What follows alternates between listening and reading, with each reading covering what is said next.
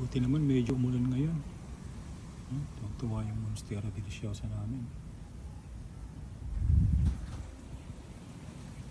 Alam niyo, may nag-post kanina sa Facebook. Sinasabi niya, itong nangyayari ngayon na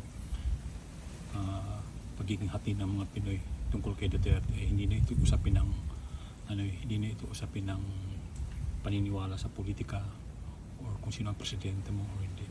Usapin na ito ng hatian sa ethical lines. Kumbaga yung dito mo na makikita kung ano yung yung paninindigan mo sa ethics tsaka sa moralidad, kung ano yung tama, kung ano yung mali, kung ano ang masama, kung ano yung mabuti.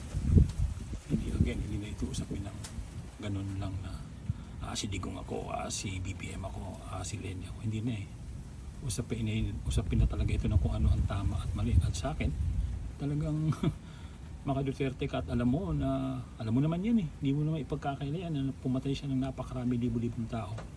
At kung okay lang sa iyo na may taong ganyan at sinusuportahan mo, iniidolo mo pa, wala ka. Unethical ka, immoral kang tao, di ba? Yun lang yung kasimple na ngayon.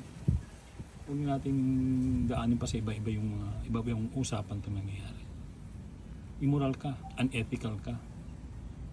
Tapos maka-Diyos ka pa, di ba? Parang sasamba-samba kayo every Sunday.